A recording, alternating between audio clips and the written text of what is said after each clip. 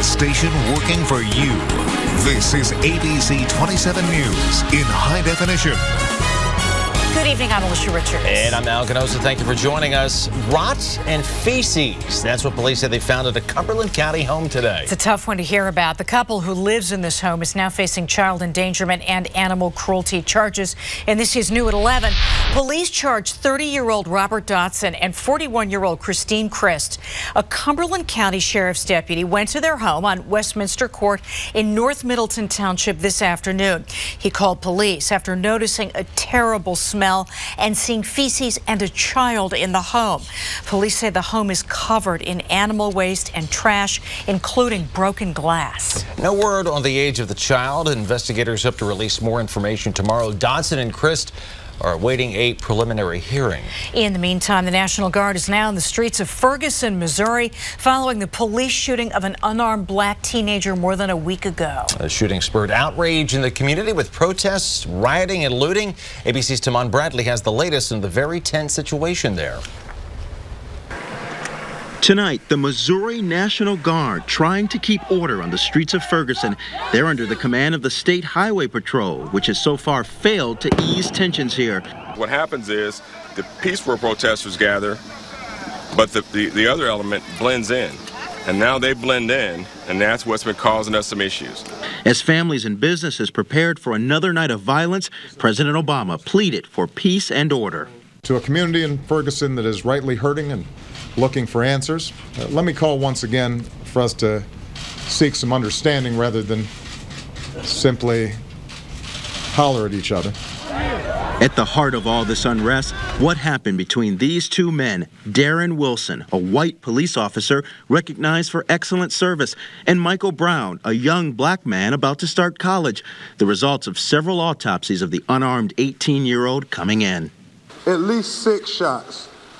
Could be more, but at least 6. The medical examiner hired by the family saying it's not clear if Brown was charging forward or surrendering. The muzzle of the gun was at least 1 or 2 feet away, the muzzle at the time of discharge. It could have been 30 feet away, it would be the same thing. And then those conflicting accounts of just what happened. It is our understanding at this point in the investigation that within the police car there was a struggle over the officer's weapon. Eyewitnesses, though, tell a very different story. He was running, and then he turned around and put his arms up. He just stopped, put his hands up after he had gotten shot repeatedly. And now it'll likely be up to a grand jury to sort all this out. And that grand jury could meet as soon as Wednesday. Some people here on the streets are rallying in support of Officer Wilson, but many people here want to see him arrested. Timon Bradley, ABC News, Ferguson, Missouri.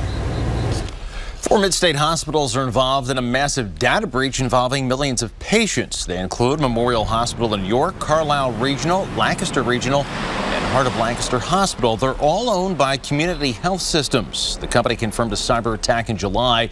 It impacts 4.5 million hospital patients who visited CHS-owned hospitals in the last 5 years. Hackers got patients' names, addresses, phone numbers, and social security numbers, but not credit information.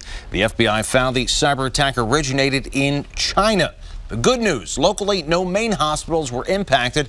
The statement released today, Lancaster Regional Medical Center, Heart of Lancaster Regional Medical Center, and Carlisle Regional Medical Center were not affected by the data breach reported this morning by Community Health Systems. The bad news, patients who visited clinics and physicians affiliated with Memorial Hospital in York were involved in this security breach. Those included sister offices. For a list, we have a link at our website, abc27.com. If you were affected by the breach, the company says you will be notified soon. CHS says they have hired a major cybersecurity firm to reassure their patients' protection. This is just the latest in a growing trend of large data breaches, including Target, Neiman Marcus, Michaels, Adobe, Snapchat, eBay, PF Chang's, and more. Take a look. In each breach, the hackers get varying degrees of personal information, some more sensitive than others. If you shopped at any of these retailers or have been the victim of any other data breach, The best thing you can do is check your credits and debit accounts often and change your passwords regularly. New tonight, two Good Samaritans caught a robbery suspect in York County. Patrick Dent of Parkton, Maryland, is now in the York County prison. Police say he attacked a woman on Baltimore Street in Glen Rock yesterday and tried to take her purse. She fought back and two people driving by stopped and helped her. They held Dent until police arrived. A stranger on his way to work saved a family from a burning home in Lebanon. Flames were spotted coming out of the home in the 300 block of 10th Street. This was at 10 this morning. Jason Davis was just walking by. He wondered if everyone had made it out. So he opened the front door and there was a family still inside. He grabbed their hands and pulled them out. What was their reaction when you said they were just shocked, and they just helped me, and we just grabbed tools and we just ran out. He's awesome. Well, 5 people, though, lost everything. Firefighters are investigating what started that blaze. It looks like it started on the back porch. Route 15 in Adams County is back open tonight after a serious crash during rush hour. State police say a pickup truck was traveling north near exit 17 in Strabane Township. The driver tried passing another car when they crashed. The truck rolled across the median into the southbound lanes. 3 people were flown to the hospital. State police shut down the road for nearly 2 hours. The crash remains under investigation. Police in northern York County are hoping someone can help them find a missing 61-year-old woman. Her name is Terry Borman. Police say she has mental health issues and left without her medication. No foul play is suspected at this point. She last had contact with family back on March 31st in the area of River Drive in Hellam, York County. Well, Middletown has a new police chief tonight. Borough Council finally appointed someone to the job. This is a town with a lot of turmoil. The department's been through 5 chiefs in 2 years. The last chief, Stephen Wheeler, left in April. It's taken 4 months to find a replacement. Alex Hoff has the details. 2.5 hours after the meeting began, Borough Council voted unanimously to welcome State Police Captain John Bay as their next chief of police. There were 3 candidates up for the job, but from the reaction that Bay received, residents proved enthused by Council's choice. Bay has been a member of the state police for over 25 years, and he's also a veteran of the Air Force Reserve. Residents told me they are pleased to have an outsider take on the job rather than promoting from within. Well, I'm absolutely humbled by the opportunity, and I'm looking forward to serving this community and helping this police department evolve into the best that it can be. Bay will be required to pass a background check and provide the required certifications before he can take on the job. He will also have to formally resign from state police. Working for you in Middletown, I'm Alex Hoff, ABC 27 News.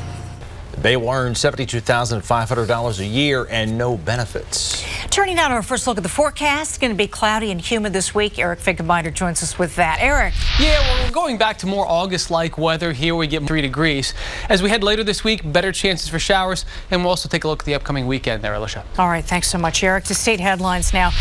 Governor Corbett's administration says it wants to make it easier to get a health complaint heard by the state if it's related to natural gas drilling. One change being considered, the state may provide information to doctors about how to file a health environmental complaint. We've reported how State Auditor General Eugene DePasquale found there's no system to track complaints, and he said the state does not properly monitor the safety of natural gas drilling.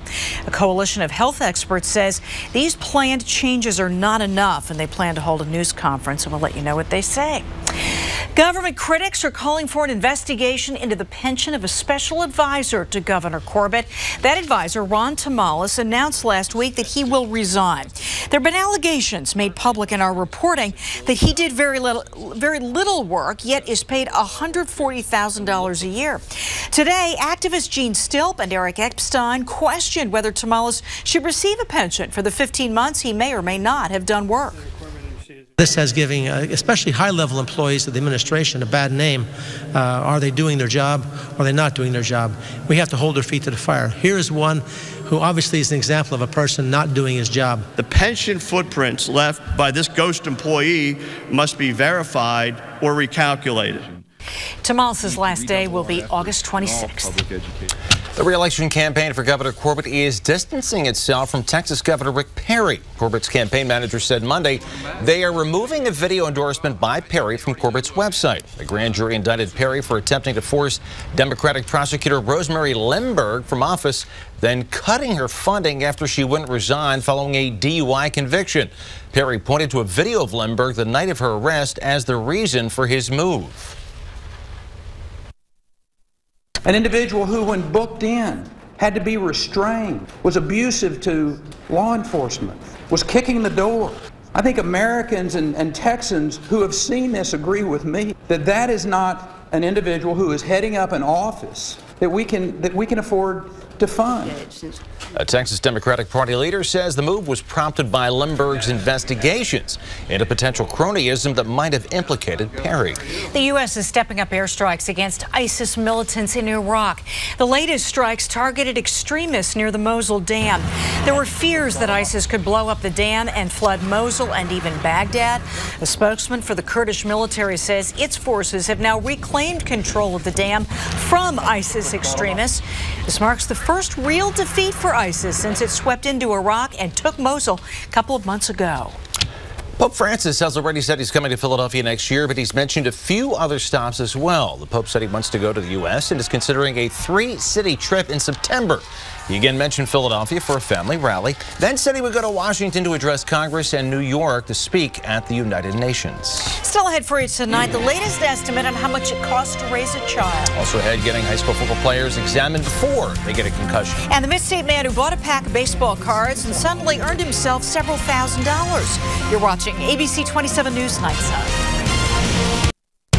You're watching ABC 27, Central Pennsylvania's news leader. Went outside and I felt the stickiness, and it was kind of humid too. Yeah, Daryl's not going to do it. You're not going to get it. I'm not going to get the rim shot, am I? Ah, delayed. Delayed rim shot. See. Wake up the drummer. Now to the serious part of this show. I thought we were doing weather. You know, that wasn't even planned. No. Yeah. No, that was an impromptu rim shot. I want to show you here. This is our Toyota weather night at Paxton Elementary School. It's the case. We've got some nice weather for the weekend. All right, I don't care. I just found a rim shot on YouTube, so here we go. Oh. How did that transition to? Man, that sounded good. All right, we're done. Alicia. Is that what you were doing during weather? That was. Hold on, I got to turn this off. Okay. All right, still ahead tonight. Gay males cannot legally be blood donors or donate their eyes when they die. Is that the right policy or is it outdated? But first, the Mid-State baseball fan who got the shock of his life in a good way. Pirates fans have been getting shocked in a bad way. The Bucks try and battle out of a losing streak later in sports. A Lancaster County baseball fan recently bought a pack of baseball cards, not knowing he was about to get the surprise of his life. He opened that pack of cards and there was a Babe Ruth autograph. Dan Carrigan reports from Lancaster. He's a baseball legend. Babe Ruth is baseball. I mean, that's everything about the history of baseball revolves around Babe Ruth. The late, great Hall of Fame slugger, you know. The Sultan of SWAT. The King of Crash. The Colossus of Clout. The Colossus of Clout. Babe Ruth! The Great Bambino! Nowadays, anything that was signed by Babe Ruth will cost you a pretty penny. And recently, East Hempfield Township's Greg Gaiman found this mint condition signature out of a box he purchased for $120. I looked at it and I couldn't say anything for a second. I said, I got Babe Ruth. I turn it over and it says an authentic Babe Ruth autograph. I thought, holy mackerel, that's the best thing you can get out of these packs. The top prize from this year's Topps Baseball Card Company's museum collection. Of course, when you buy the box, you never know what's inside.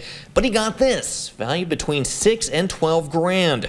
After buying the card here, VSM Sports Card Outlet in East Lampeter Township.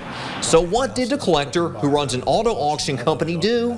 I didn't really need to keep it. I would rather buy other cards and have them for a while and enjoy them. He put the autograph on the auction block with Stacy Wisman's company. Her husband runs the card outlet. It's such a unique item. Everybody loves Babe Ruth, and it's such an exciting thing when somebody pulls a card like that. It's been amazing to us, you know, the widespread interest that this story has drummed up. On Sunday, the bidding on the online auction ended.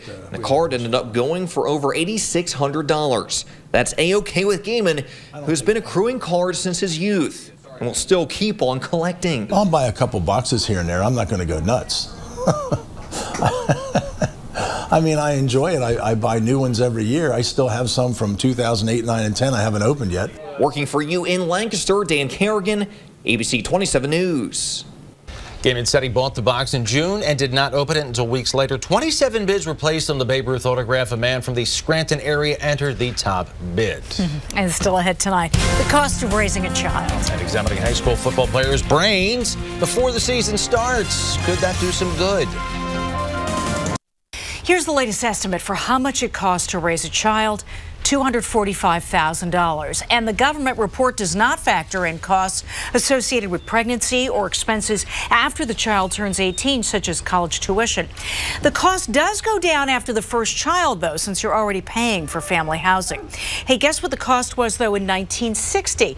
Adjusted for inflation, $45,000 less. Oh, wow. All right, for many high schools, it's part of the usual routine as fall sports get underway, something called baseline screenings. At Bishop McDevitt today, incoming athletes were given such tests, computer programs that test kids' memory, cognitive ability, and brain speed. If they take a hit to the head, they can be retested for discrepancies to make sure no one returns too quickly after a concussion. We can use this information when they go to the doctor to tell when they're normal after concussion, so we can be sure that their brain function is as close to normal as we can check before we return them to play. Well, Coach. McDevitt's athletic department reported 20 concussions last year alone. Just 8 were from football. That's why the school requires all athletes to complete a baseline. A mother in Iowa learned that when her 16-year-old son died, his eyes could not be donated. Her son committed suicide after years of bullying. He became an organ donor, though. However, an FDA regulation forbids gay males from donating 2 things, blood and eyes. That policy was set 30 years ago at the height of the AIDS epidemic. National medical organizations have recently stated their opposition to that old policy, but for now it stands. I hate bullying, by the way. Yeah, brutal. The star of the Little League tournament in Williamsport is getting set for her next primetime game. We are going to hear from Philly's Monet Davis next in sports. Philadelphia's Little League team gets another primetime game in Williamsport on Wednesday night. Talked about that Babe Ruth baseball. Tonight on eBay, we discovered that a Monet Davis baseball was on eBay. And remember, she's 12 years old for $200. Wow. Autographed. Nobody's bid on it yet, but... I just can't believe how cool, calm, and collected she is. Did a long interview, nice interview with Carl, and we're going to be up there on Wednesday night and talk to Carl about that and see her again. I want to see that team in the red is called the Redskins. A lot of sportscatchers say they're not going to say that name, but that's the Washington Redskins. Yes, that's correct. You're a rebel. I don't worry about being politically correct. Have a great night. Redskins say good night.